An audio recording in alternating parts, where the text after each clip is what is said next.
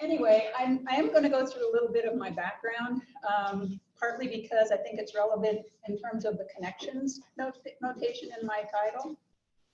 I'm a farm kid. I'm one of 6 children, and I grew up in northern Wisconsin, and way north, like 80 miles south of Lake Superior. And therefore, growing up on a farm, when I was in 5th grade and I was introduced to hardness of minerals, I managed to scratch my dad's new car window because I had to test this, of course.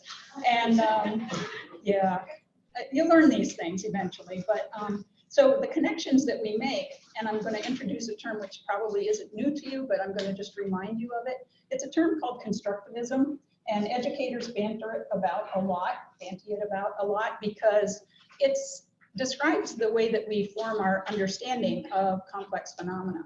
And so my background, having been 4th of 6 on a small farm in northern Wisconsin, my environmental awareness was pretty keen actually growing up. And when I went to high school, I stopped taking art because I needed to take more math and science. And when I got to college, my declared major was medical technology.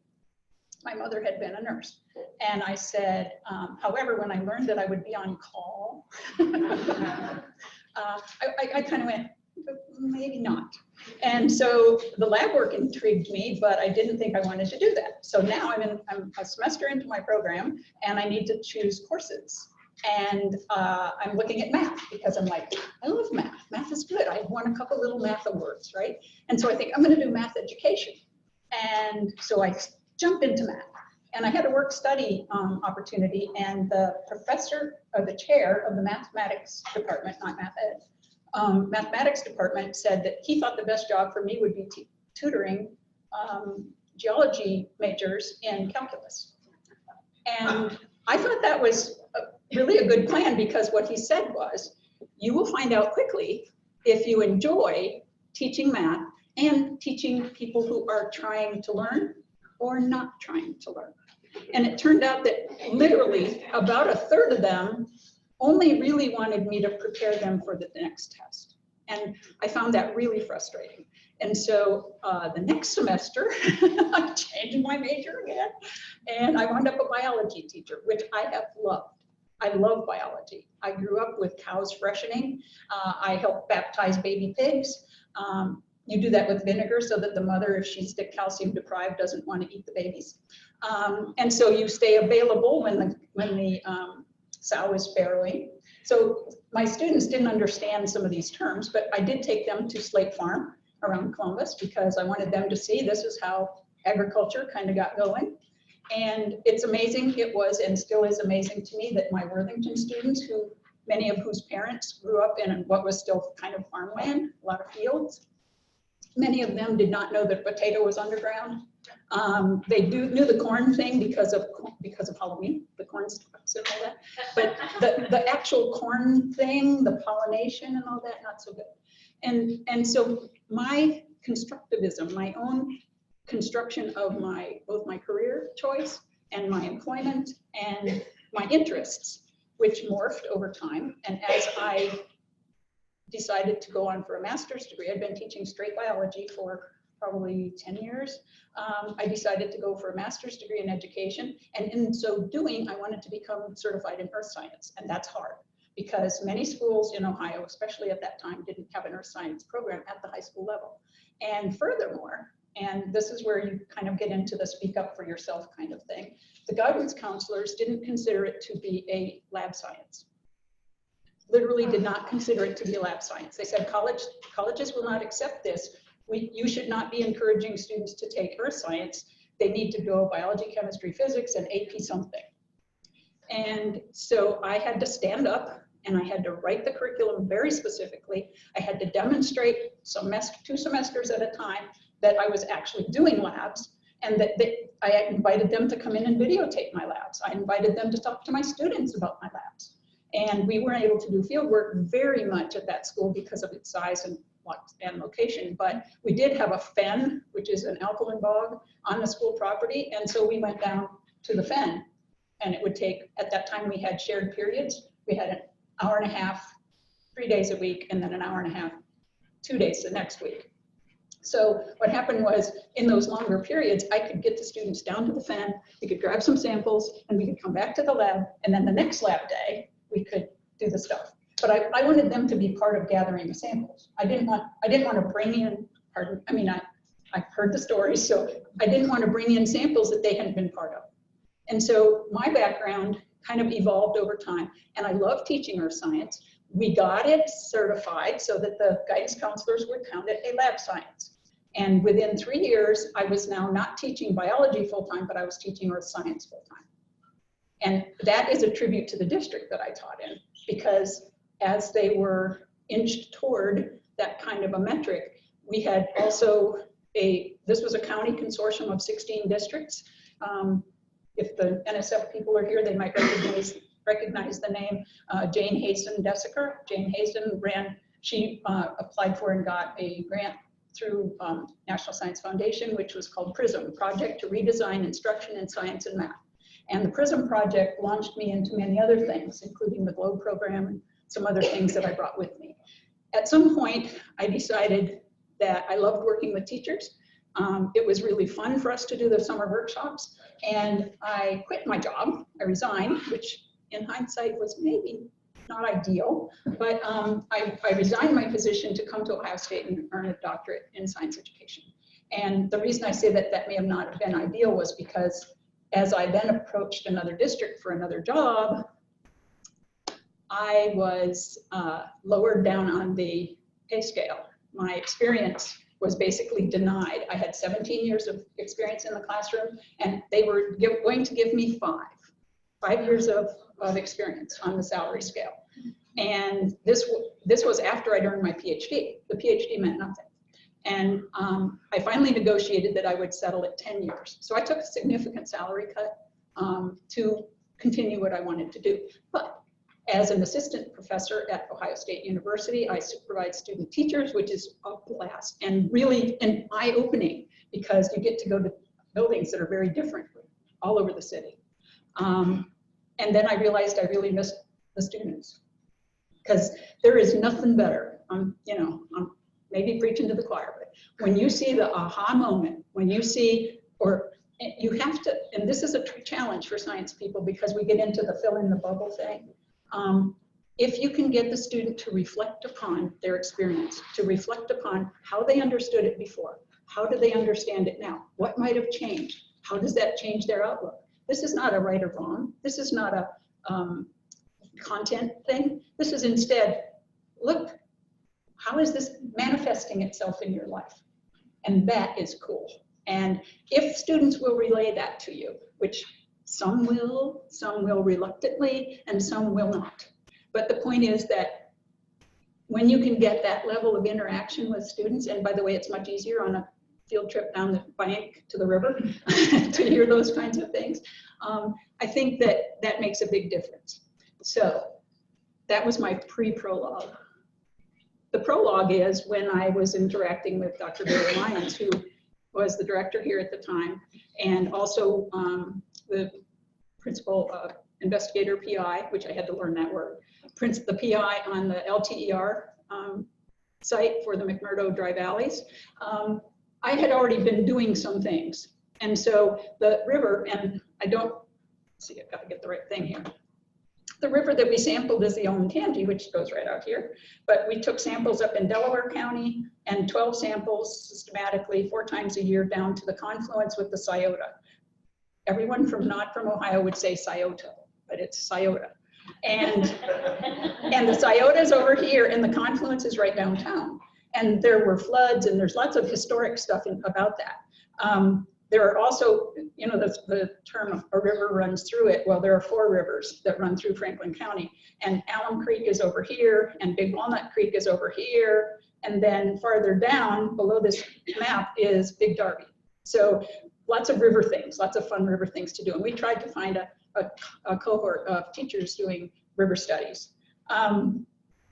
In addition to that, we were doing most of the GLOBE program protocols at the school. So I had a weather station set up there, and the Linworth Alternative Program, and I'm just going to make one small plug. It is the longest continuously running experiential program in the US. and it is fabulous. And if you have an opportunity to look it up or check it out, please do. They've been trying to model other schools after it in lots of places, but it's very hard to replicate, as you know. A system is a system. So what happened was, with Barry's support, we became a schoolyard LTER, and that's a separate program within the LTER. And as a part of that, we took our studies and we created background. And each of these on the website, not here, but on the website, each of the menu items on the left side is clickable. Unfortunately, it's an old website, so you may have to go back to home to go to another button. But the point being, I challenge my students to say, what do people need to know about the Olentangy? Like, okay, it's a river and it runs north to south. Well, I hate to say this in case you are unaware of it, but many people look at a map and think all rivers run south, because I don't know why that is. So it's odd for them to think that a river runs into the Arctic or whatever. So anyway, when you look at the state of Ohio and central Ohio in particular, there's some things that I thought, well, first of all, it's got an odd name. The Olentangy is a Native American residual sort of thing.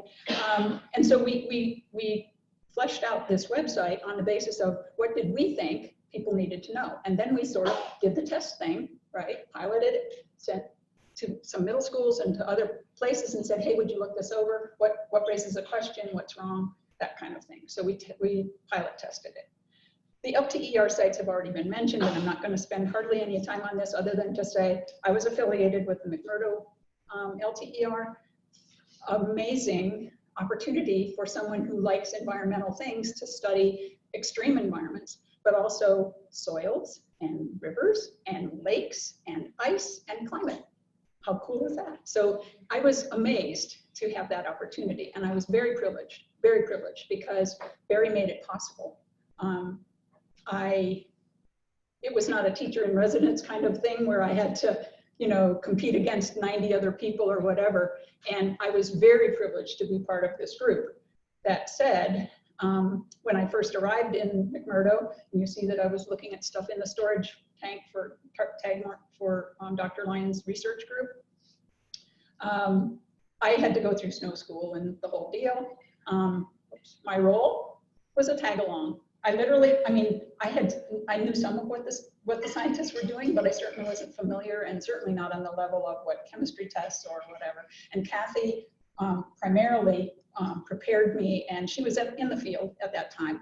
I took off the day before Thanksgiving and flew to LA, and so I missed 3 weeks of school on my personal time and came back right after New Year's. So I was gone for 6 weeks, but I missed little school, and therefore my principal stood in as my substitute. That's another rare thing. I'm also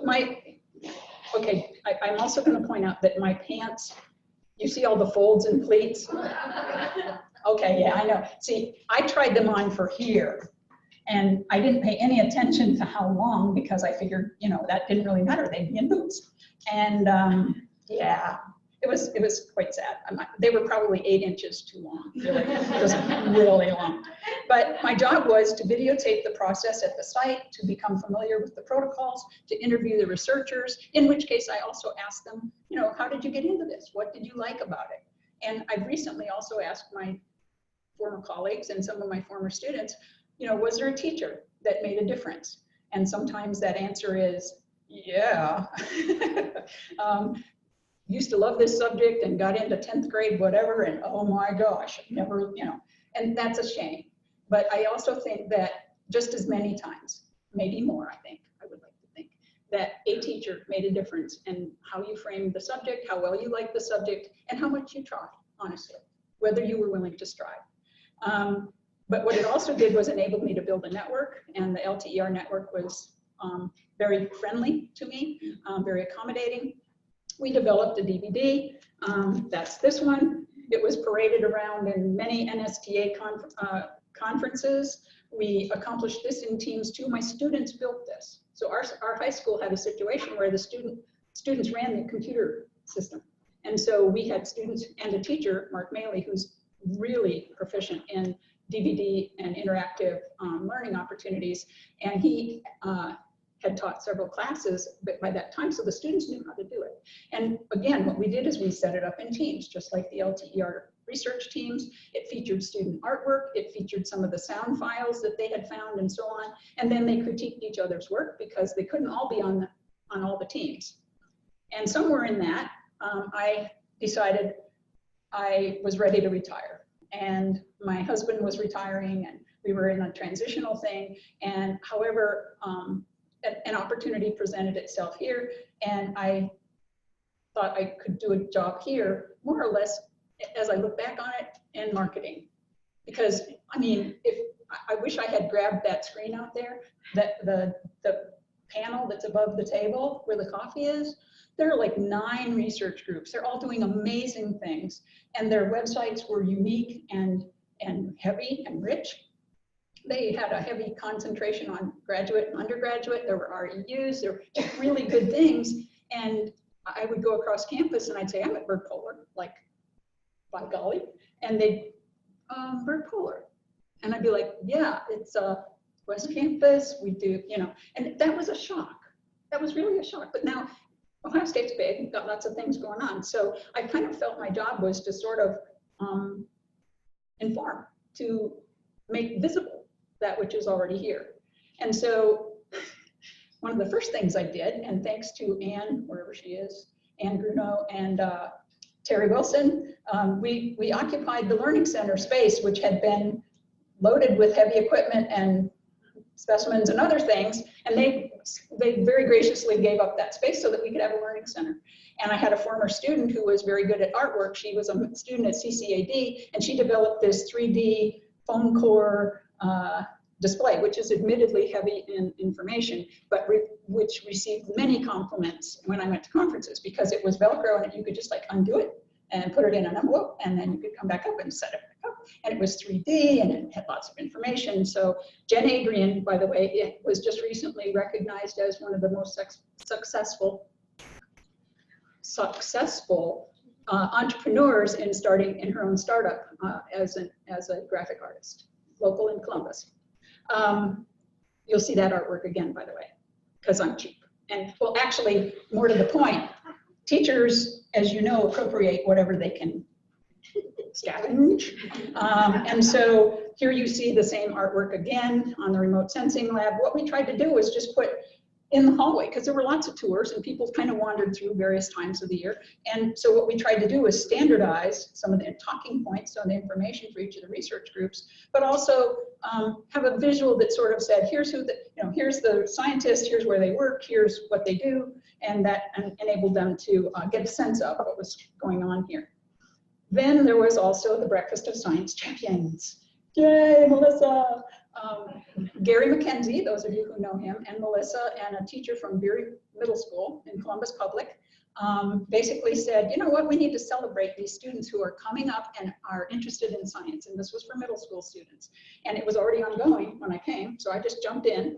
And you see here the partners. WOSU is now at COSI. That didn't happen immediately, but the College of Veterinary Medicine, which is where Melissa was at the time, Byrd Polar, the Arboretum, the School of Earth Sciences, College of Engineering, and the airport, and I forget which, is that aeronautical engineering?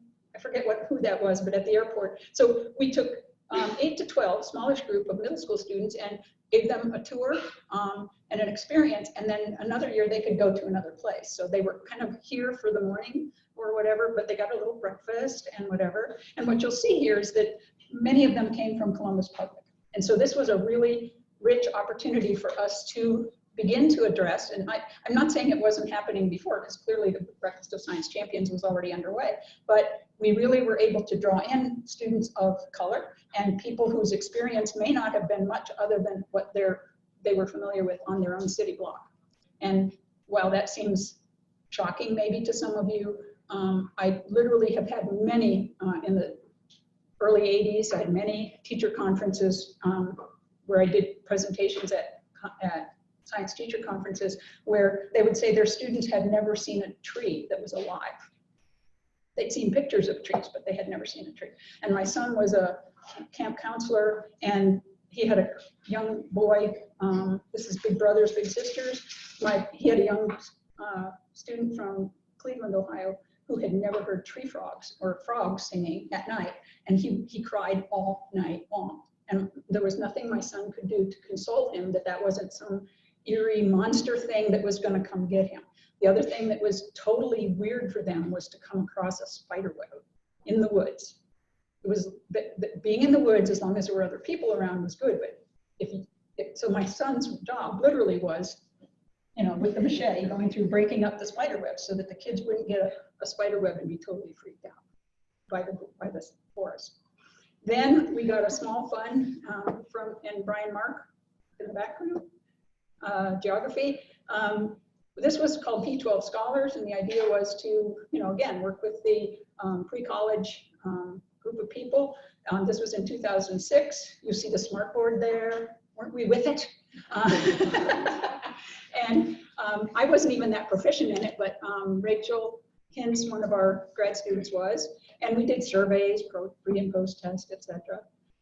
Then also about the same time, the Law Seal was going into production, and the story had been accepted to publication, etc. And so a couple undergrad students working with Barry came, and we read it to second graders in various public schools. And it actually helped because there were some places where the students got a little drawn back during the story. It didn't flow quickly enough for them at second grade. And what I found also really fascinating, because I'd never really been in an elementary classroom all that much, was the second grade teacher had her students crawl back to their desks like seals, and knowing full well that they had been sitting for at least 15 minutes and they needed to get some of that energy off. So the Law Seal was published. When we went around to some schools, we showed them some slides, the mummified seal and the dry valleys, but we also requested artwork, and that was sent to us later. And some of the students from here, their artwork is actually incorporated in that book. We also did the usual displays, exhibits, Scarlet, Gray, and Green International Festival. We were invited the UN Development Goals. We did collaboration for public events. We tried to distribute stuff, and Lonnie tested ice here, that he had to have ice frozen specially so that it was perfectly clear, so that there were no bubbles in it. And then when that was tested, we gave the test scores to COSI, to the Center of Science and Industry. Then the media manager got started, and Laura Kissel can attest to this. This was a pretty big thing because down in the office, there were file drawers of slides. And I knew that I had a bunch just from coming back from Antarctica, and there were more. And so what we tried to do was document as much as we could.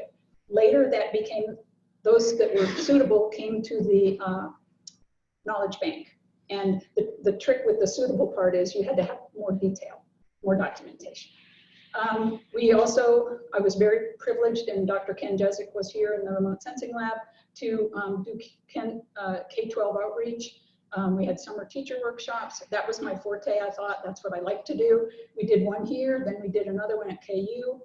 Their teacher educator was Sherry Hamilton. She was awesome and way better at the elementary stuff than I am.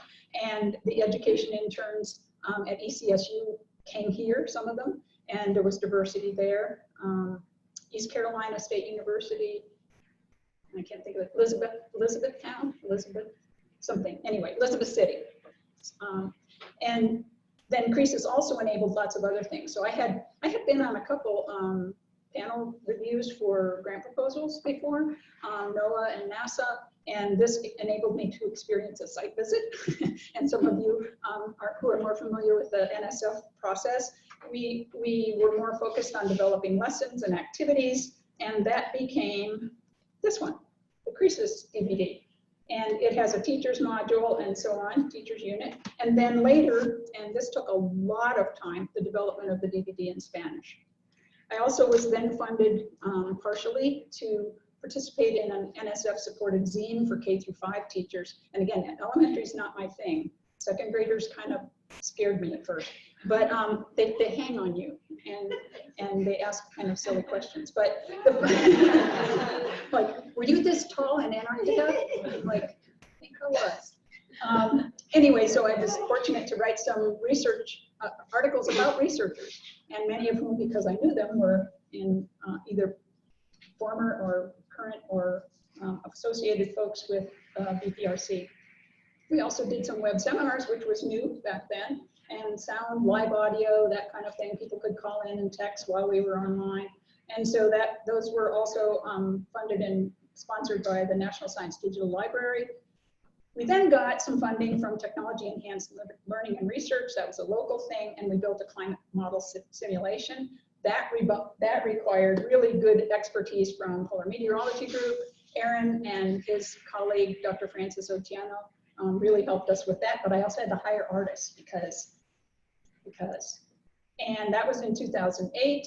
And then we were funded also partially for the Science at the Frontier, the BPRC Zoo and Metro School. Metro School, for those of you who don't know, is a school just down the road here. It's a STEM school, and now it's called Early College Education. And many of the students going from Metro into OSU already come in with college credits, but it represents all the districts outside. So this was an easy, springboard for outreach into all the districts if we could get those kids to go home and talk. And so the main thing was Aaron mostly fixed up some real-time displays so that when you're at the zoo, you can actually look at what is the weather right now. We also fit up a website to showcase those researchers' work.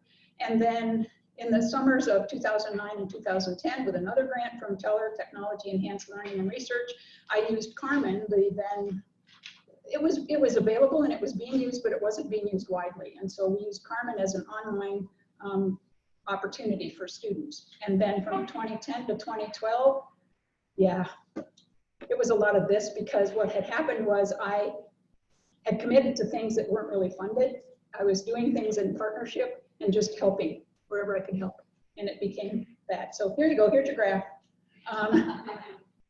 The graph shows, first of all, from 2010, which is when I moved to Tennessee and was working kind of remotely, coming back for a week and a month, and up through 2019. And what you see here is the spike.